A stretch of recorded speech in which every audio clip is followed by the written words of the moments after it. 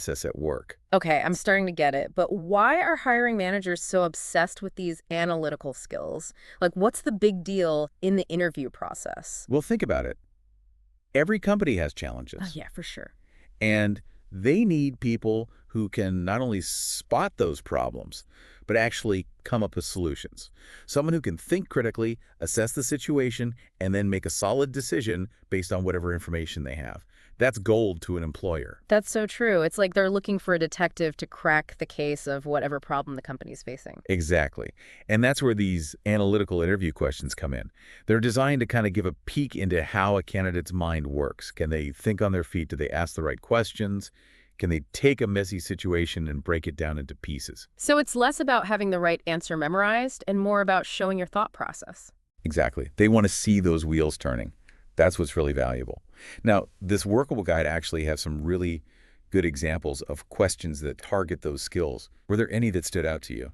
Hmm. Hmm. Let me see. Oh, this one caught my eye.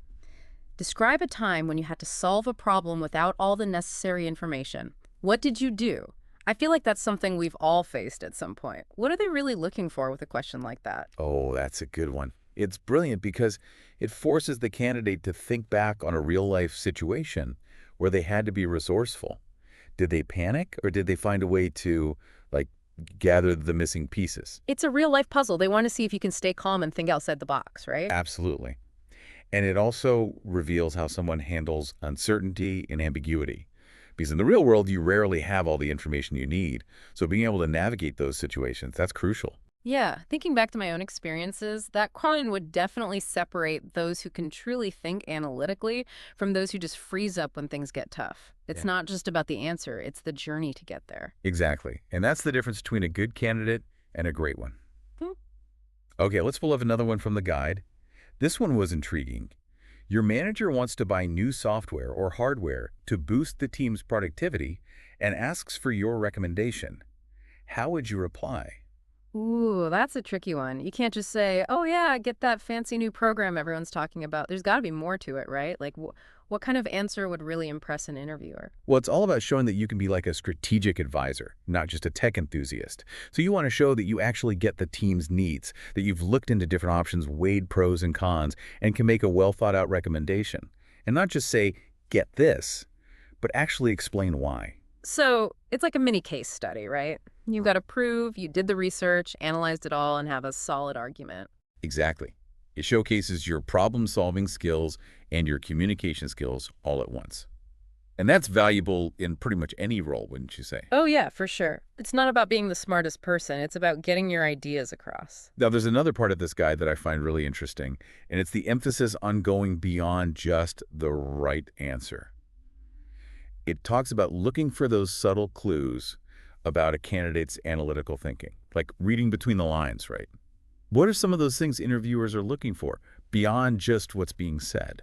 That's a great point. It's like they're searching for those hidden talents, right? So, what are those subtle clues that reveal someone's true analytical ability? Well, one thing they highlight is the importance of how a candidate gets to their answer. Did they Yes. jump to conclusions? Did they ask clarifying questions? Did they actually seem curious about the problem?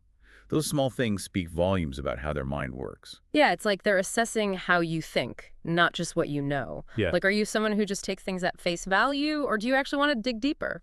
Right. They're looking for that spark, Yeah. that curiosity and willingness to really challenge assumptions. That's the sign of a true analytical mind. And I bet that's something you can develop, right? It's not like you're either born with it or you're not. Oh, absolutely. That's what's so cool about this whole topic. Analytical thinking, it's a skill. You can totally learn it and get better at it over time. That's good to know. So, any tips on how someone could actually work on those skills? Well, even just being more aware in your everyday life can help. Like, start paying attention to how you approach problems. Big or small, doesn't matter.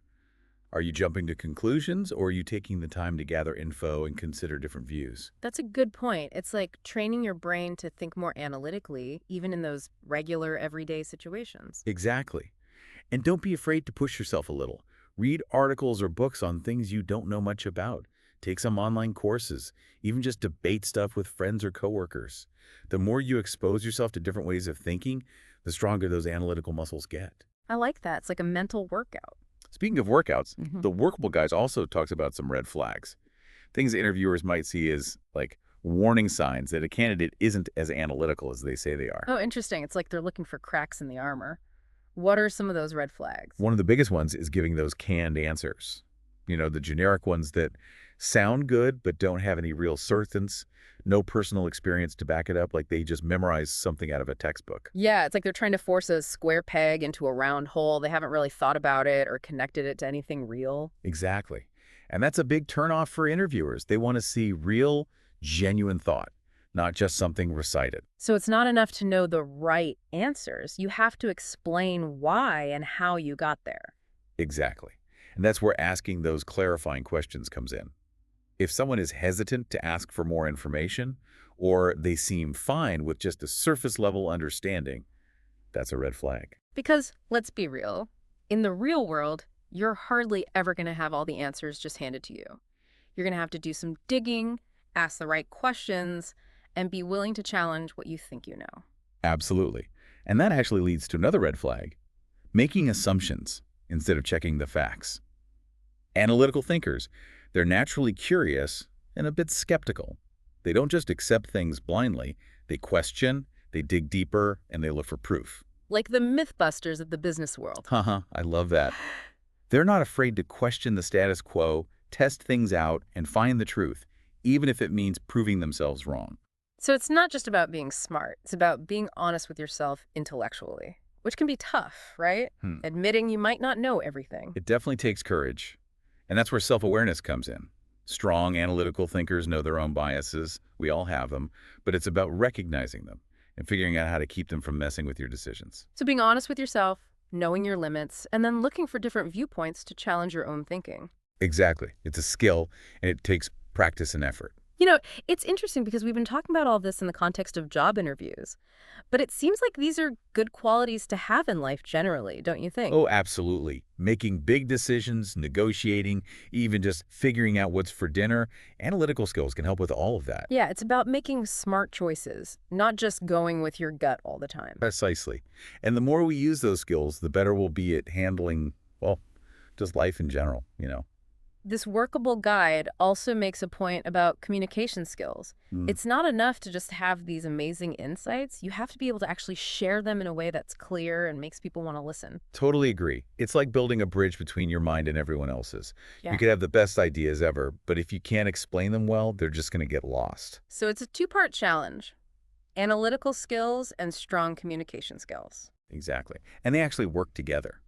Clear communication is super important for showing your thought process, explaining your decisions, and getting others to buy into your ideas. It's like building a bridge from your brain to the rest of the world. I love that. It really does capture the essence of why communication matters. It's about making connections, making sure everyone understands, and making sure your ideas are actually heard and used. So any tips for nailing that communication piece during an analytical interview? Well, practice is key, of course. Rehearse those answers to common interview questions. And don't just focus on what you'll say, but how you'll say it too. So it's not just the words, but the delivery. Exactly. Pay attention to your tone of voice, your body language, how you present yourself overall, project confidence, be enthusiastic, show a genuine interest in what you're talking about. And use real examples to make your points. Yes. Stories are great for getting people's attention and making complicated ideas easier to understand. So draw on your experiences, share those anecdotes, and use vivid language to paint a picture for them. And listen. Don't forget to listen. Ah, yes. Active listening is so important in any conversation, but especially in an interview. Pay attention to what they're asking, ask for clarification if you need to, and show genuine interest in what they have to say. It shows respect, engagement, and that you're willing to learn. And it can help you adjust your answers to what they specifically need and are interested in. So it's a bit of a dance. Be a good communicator, but also be a good listener. And when you get that balance right, you create an interview experience that's really engaging and memorable. Wow, this has been so interesting talking all about analytical thinking and those tough interview questions. We've covered a lot, but I want to make sure our listeners walking away with some solid takeaways. Good point. Let's recap the key stuff. Ah. First and foremost, preparation is huge. If you're the one being interviewed, really think back on your experiences. Where have you actually used those analytical skills? Have those examples ready to go. and don't just give those vague answers. It's like getting ready for a play, right? You wouldn't Yeah. just walk on stage without practicing. Exactly. And on the flip side, if you're the one doing the interviewing, really think about what analytical skills are most important for that specific job. What are the challenges this person will face? What kind of problem solving will they need to do to be successful? Tailor those questions to match. It's about going beyond those basic questions and really getting into how a candidate's mind works, right? Absolutely. And look beyond just the answers themselves. Pay attention to how they think. Are they curious? Do they ask good questions? Do they challenge assumptions? Are they okay with not having all the answers right away? Those are the signs of a really analytical mind. It's like you're looking for a specific way of thinking, a way of approaching things. Precisely. And remember, it's not just about finding the right answer. It's about showing how you think, how you break things down, and how you communicate your ideas. Because ultimately, it's all about showing that you can think critically, strategically, and creatively. Exactly. We've talked about so much today, but I want to leave our listener with one final thought. We've talked about how to handle those analytical interview questions, but how can you actually develop these skills in everyday life, even when there's no job interview on the horizon? That's a great question. Yeah. I think it's all about being more present, more curious, more engaged with everything around you. Exactly. Question things, look for different perspectives, ask why more often, and don't be afraid to really dive into those complex things that interest you. The world is like a giant puzzle waiting to be solved. And with a little analytical thinking, you can unlock those mysteries and make better choices, no matter what you're doing. I love that. So whether you're gearing up for a big interview or just want to sharpen your mind, remember that analytical skills are super valuable. Keep practicing and see what amazing doors they can open. And that wraps up our deep dive for today. We hope you found it helpful and interesting. Let us know what you thought.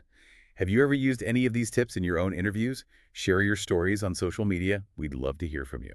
That's it for this deep dive. Until next time, keep exploring, keep learning, and keep asking those tough questions.